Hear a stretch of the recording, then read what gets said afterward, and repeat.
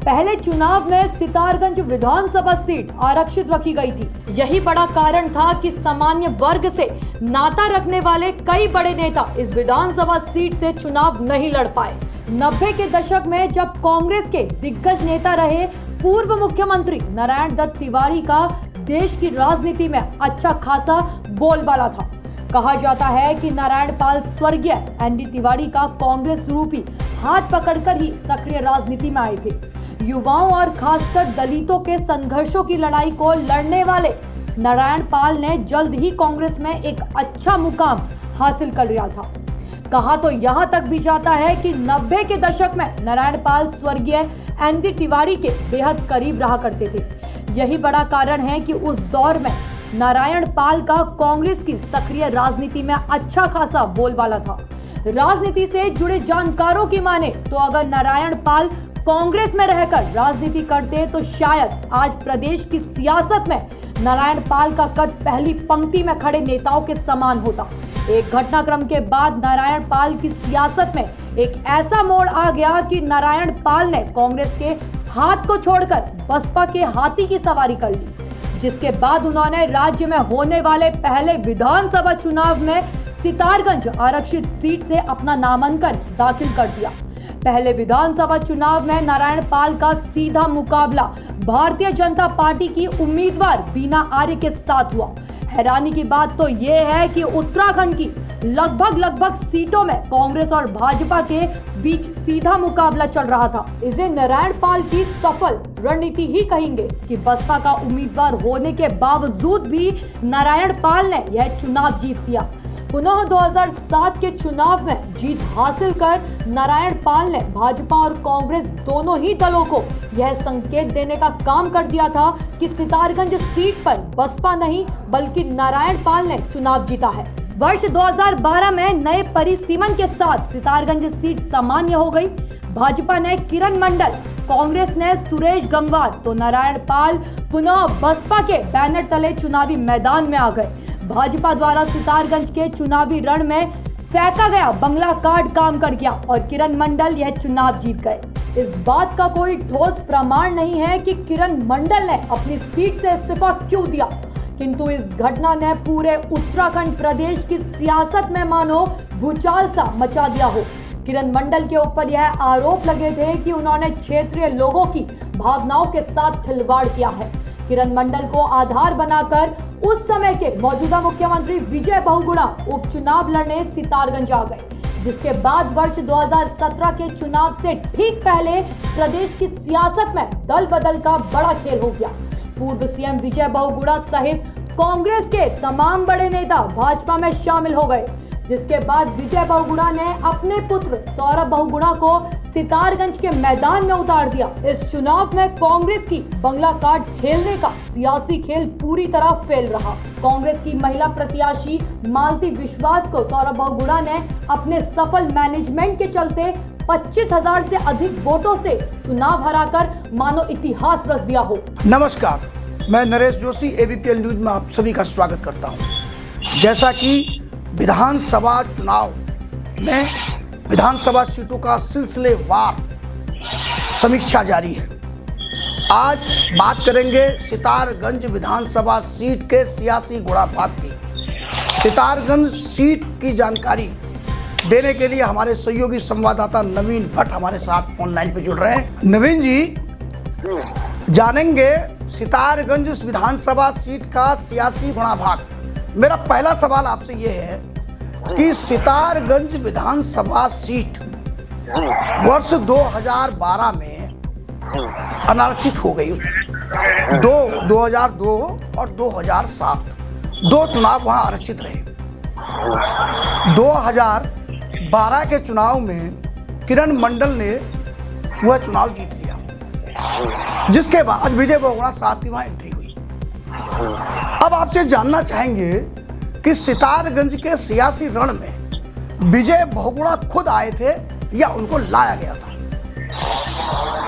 जी, जहाँ तक मुझे जानकारी है, जब उपचुनाव हुआ था उस टाइम किसी वो सार्वजनिक मंच से जो पूर्व मुख्यमंत्री विजय बहुगुणा जी हैं, इसको सार्वजनिक कर चुके हैं कि उन्होंने एक बहुत बार सार्वजनिक मंच से ये कहा कि मेरे पिताजी जो स्वर्गीय हेमवती नंदन बहुगुणा जी थे वो ये कहा करते थे कि जो प्रदेश का जो देश का जो सबसे पिछड़ा क्षेत्र है वहाँ की आवाज एक जनप्रतिनिधि ने बनना चाहिए। तो उन्होंने सार्वजनिक मंच से बहुत बार कहा कि मैं सितारगंज इसलिए आया था कि सितारगंज एक पिछड़ा इलाका था और मेरा मकसद था, मेरा उद्देश्य था कि इस पिछड़े इलाके को मैं कुछ विकास करूं और विकास के माध्यम से इसको ऊंचाई पर ले जाऊं। अच्छा, मतलब बहुगुणा साहब पहाड़ को पिछला हुआ नहीं मानते। पहाड़ों में अस्पताल नहीं, अस्पतालों में डॉक्टर गायब जहां अस्पताल है, शिक्षा व्यवस्था का बुरा हाल, बुनियादी सुविधाओं का टोटा पहाड़, ये रोना है पहाड़ का।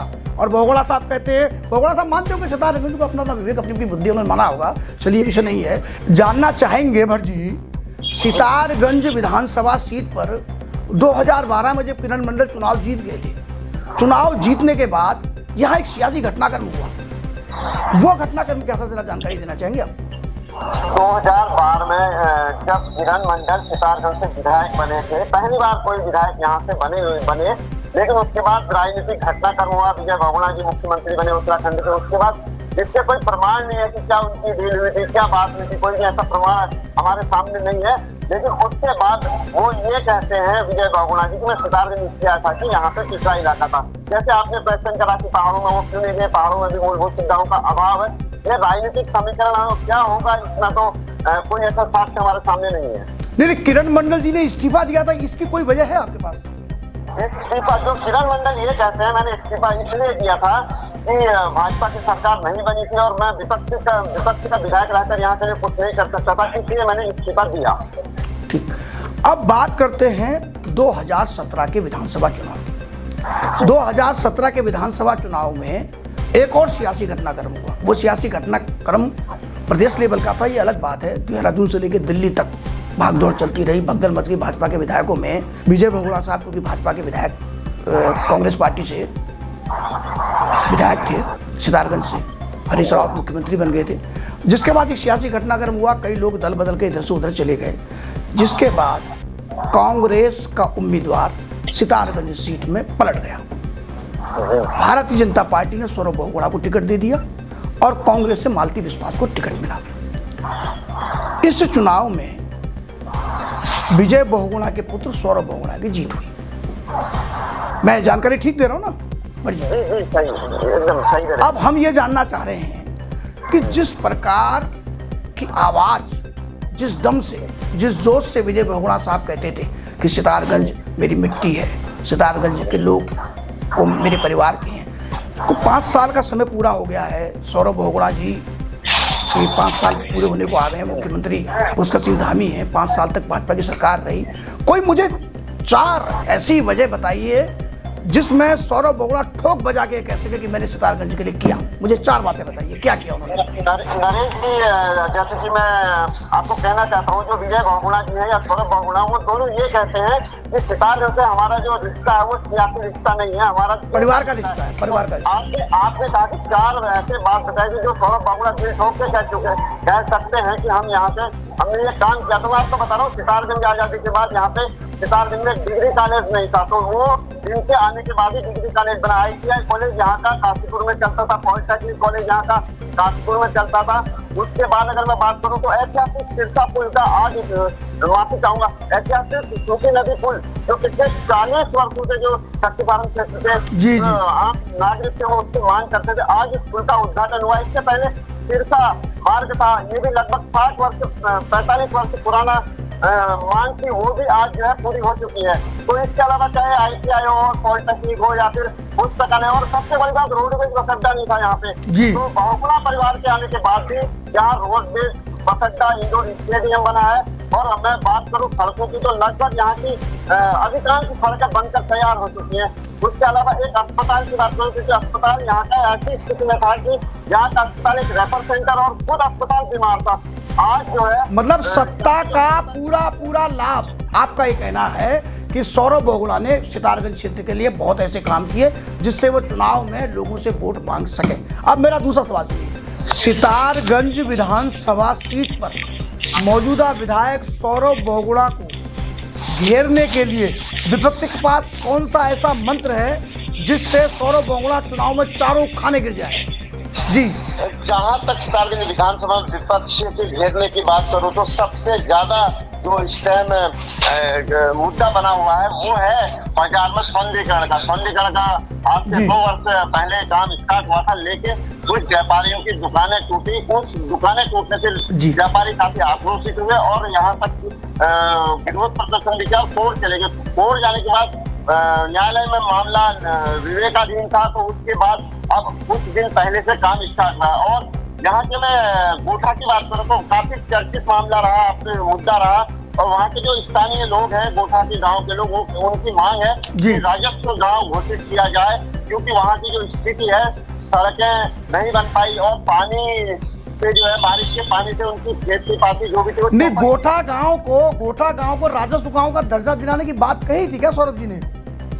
जैसे कि वो लोग आरोप लगाते हैं कि राजस्व ग्राम अगर नहीं भी घोषित होता है, तो जो विजय बहुगुणा तत्कालीन मुख्यमंत्री थे, उन्होंने कहा था कि यहाँ पे अगर हम राजस्व ग्राम घोषित नहीं भी कर पाए तो यहाँ पे कम से कम हम 3 सेट डाल के मकान बना देंगे, जो नहीं बन पाए। तो इसमें वो लोग काफी आक्रोशित है, लगातार इस मुद्दे को विपक्ष उठा रहा है। इसके अलावा शक्ति फार्म में मंडी की बात करूँ, उप मंडी बनाई गई, लेकिन अभी तक जो मुझे जानकारी है वहाँ पे जो है मंडी में एक दाना भी नहीं खुला है। इसके अलावा स्थानीय मुद्दा भी हावी रहेगा, क्योंकि जो विपक्ष है वो आरोप लगाता है कि सौरभ बोगला दिल्ली रहते हैं और स्थानीय मुद्दे पर भी घेरते हुए नजर आ रहे हैं। नारायण पाल है, 2 बार के विधायक रह चुके हैं, काफी अनुभवी है लोगों में उनका। लगातार 5 वर्ष से वो 10 वर्षों से विपक्ष की भूमिका निभा रहे हैं। और सुरेश गंगवार के पास भी उधमसिंह नगर की जो जिला पंचायत अध्यक्ष की सीट रही है, उनके इर्द गिर्द रही है, उनका अनुभव काफी है। यदि आगामी 2022 के चुनाव कुछ ही दिन बचे, अगर चुनाव होता है ऐसे में, तो काफी रोमांचक चुनाव होगा सौरभ बोगला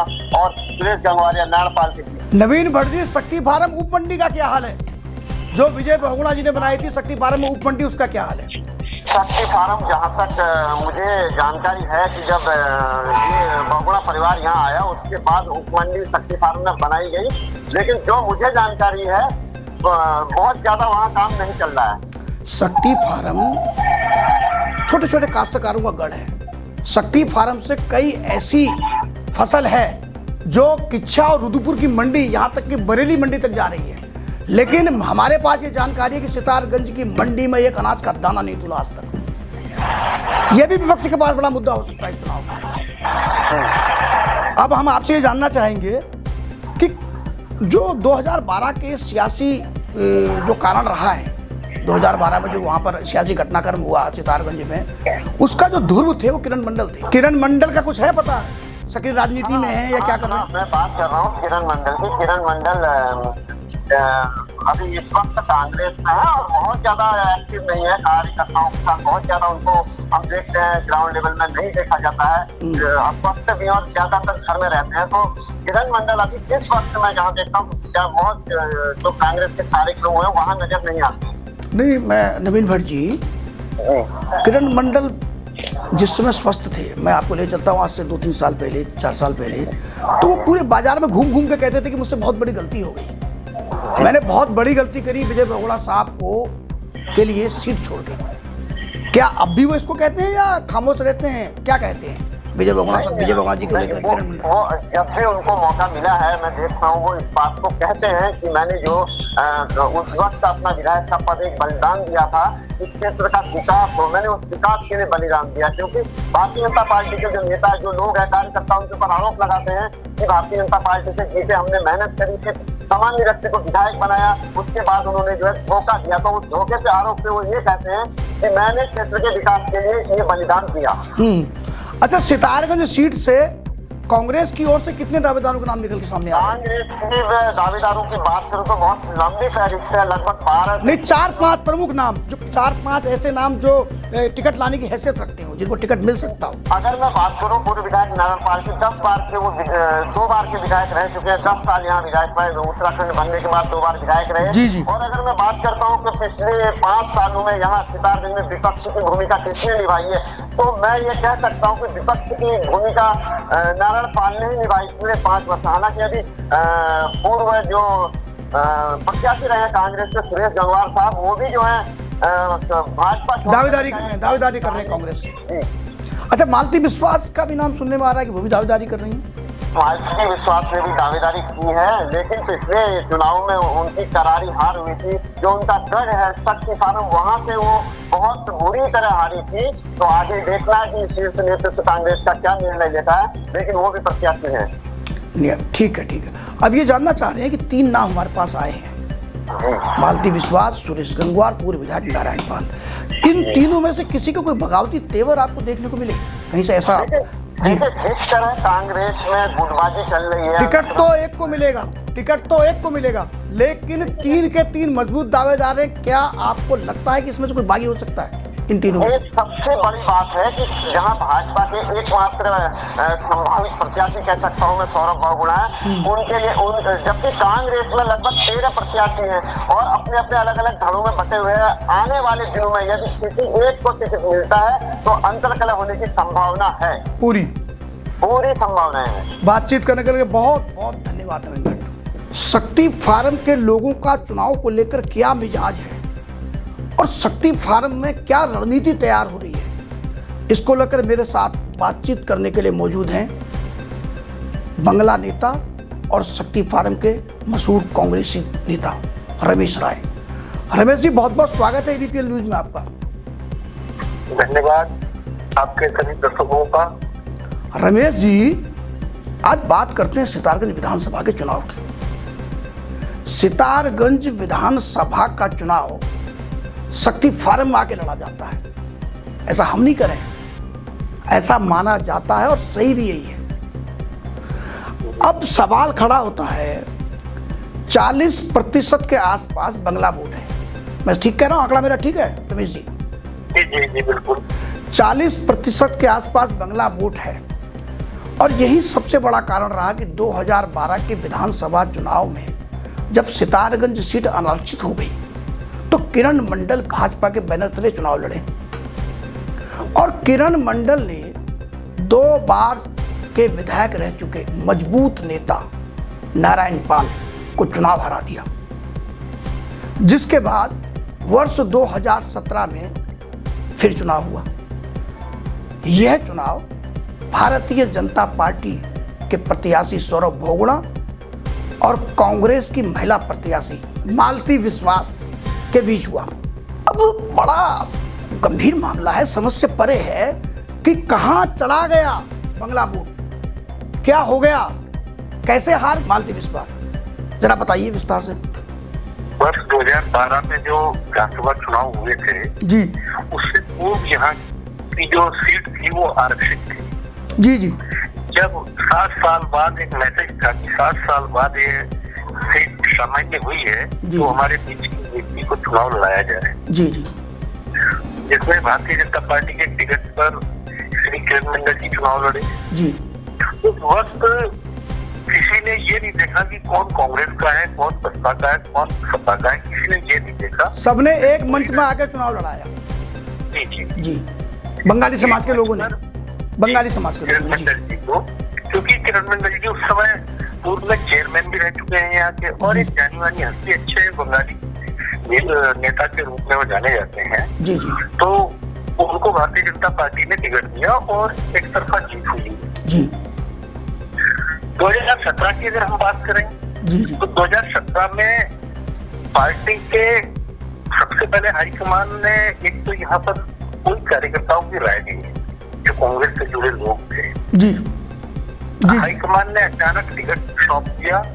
यदि रायशुमारी करके यहाँ से टिकट का वितरण किया जाता तो निश्चित रूप से परिणाम कुछ और होते 2017 में। रमेश राय का कहना है कि 2017 में कांग्रेस ने गलती की, गलत टिकट बांटा। क्या ये कहना चाह रहे हैं आप? कार्यकर्ताओं की राय लिए वगैरह। सर, आपकी बात ठीक है, लेकिन आपका कहने का तात्पर्य यही है कि 2017 में टिकट गलत बता। अगर राय नहीं ली गई, अगर आपसे या और जो कांग्रेस कार्यकर्ता है शक्ति फार्म क्षेत्र में, अगर उनसे राय, बिना राय की टिकट बता तो टिकट गलत बता ना।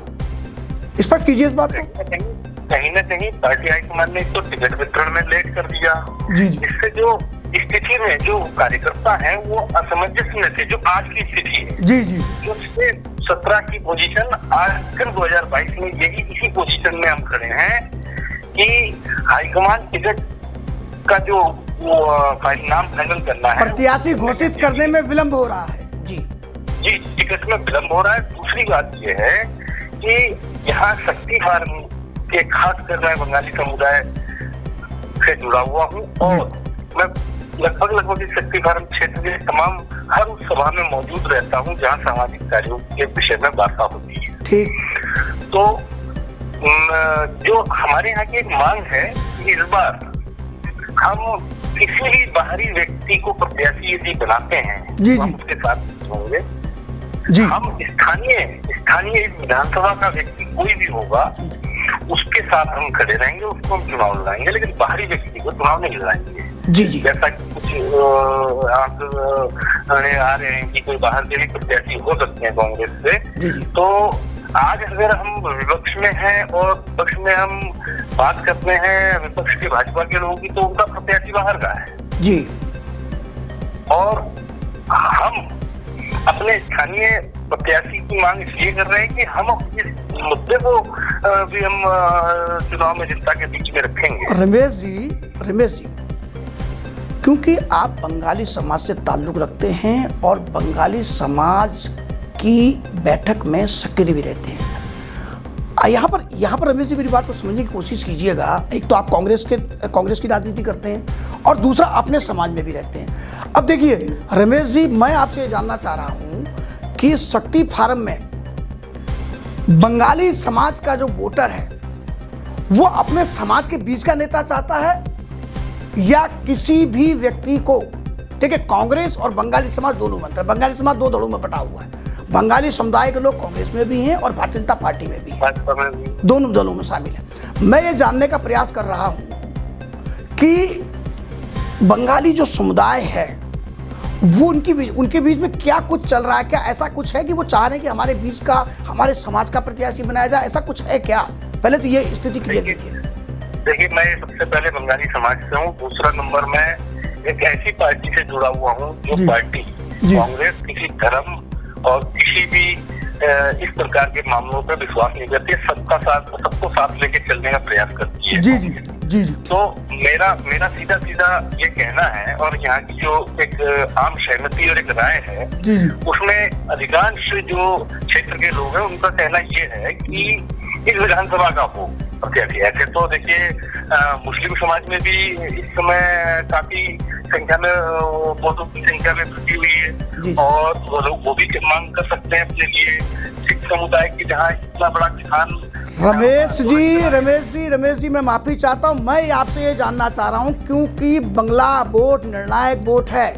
यहाँ पर ध्यान रखने की बात यह है कि बंगला वोट निर्णायक वोट है। बंगला वोट क्या कह रहा है? बंगाली मताधिकार अपने मत का प्रयोग कहाँ करेंगे? अब उनकी क्या मांग है? वो चाहते हैं कि उनके बीच का प्रत्याशी लड़ाया जाए। ऐसा कोई विचार बंगाली समाज के लोग कर रहे हैं या ऐसी कोई मीटिंग या ऐसा कोई आप लोगों के, आपके समाज के बीच में कुछ ऐसा चर्चा रही है क्या?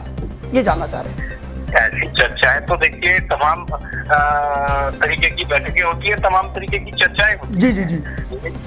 लेकिन कोई ऐसा कोई बहुत बड़ा मुद्दा नहीं है। वैसे तो हम ये कहेंगे कि अगर समुदाय की बात है तो सबसे पहले वही हमें तवज्जो मिलनी चाहिए उसमें जी। लेकिन जी। हम इस बात को नहीं कह रहे हैं, हम इस बात को कह रहे हैं। अच्छा, आप कांग्रेसी नेता होने के नाते देखिए, मैं आपसे जानना चाह रहा हूँ, कांग्रेसी नेता होने के नाते तो आप पार्टी के पक्ष की बात करेंगे, पार्टी का जो निर्णय होगा आप उसे मानेंगे। आपने कहा कि कांग्रेस स्थानीय व्यक्ति को ही टिकट दे। मैं ठीक कह रहा हूँ रमेश जी? स्थानीय व्यक्ति को टिकट दे, ठीक। ये आप कांग्रेसी नेता होने की हैसियत से कह रहे हैं, लेकिन मैं ये जानना चाह रहा हूं क्या बंगाली समाज का व्यक्ति और बंगाली समुदाय के जुड़े हुए लोग क्या ये मांग कर रहे हैं कि उनके समाज के अंदर का किसी व्यक्ति को टिकट दिया जाए? और अगर नहीं मिलता तो वो जो आपकी बंगाली समुदाय की जो टीम है वो क्या करेगी? ये जानने की कोशिश कर रहे हैं आपसे। देखिए, स्थानीय जो भी प्रत्याशी जो हाईकमान तय करके भेजेगा उसके ऊपर उसे तो रमेश राय लड़ाएंगे ही, क्योंकि रमेश राय कांग्रेस पार्टी की विचारधारा के हैं। ये सभी एकजुट हो जाएंगे, सभी जितने भी। अच्छा ठीक, मैं आपकी बात समझ गया समुदाय हो जी। जो भी समुदाय के लोग हैं, देखिए हम लोग ना यहाँ पर क्या है कि बंगाली समुदाय की संख्या यहाँ पर बहुत ज्यादा है, जी, जी। इसमें कोई दो राय नहीं है। हम लोग कभी भी जाति और धर्म की राजनीति नहीं करते हैं। जी जी। हम तो सबको साथ लेके चलने वाली बात करते हैं। जी जी। और सबको साथ लेकर ही चलने में हम विश्वास रखते हैं। इसलिए बार बार मेरा ये कहना होगा कि अरसद विधानसभा का जो भी निवासी है, स्थानीय निवासी हो, उसको पार्टी हाईकमान टिकट दे, वो बहुत बढ़िया अच्छे वोटों से जीत के विधानसभा पहुंचे। धन्यवाद रमेश जी। कहने का आपका यह तात्पर्य है कि शक्ति फार्म में कांग्रेस का प्रत्याशी मजबूत रहेगा बशर्ते वो स्थानीय हो। बहुत बहुत धन्यवाद रमेश जी बात करने के लिए। ये है ABPL डिजिटल नेटवर्क और आप देख रहे हैं ABPL न्यूज।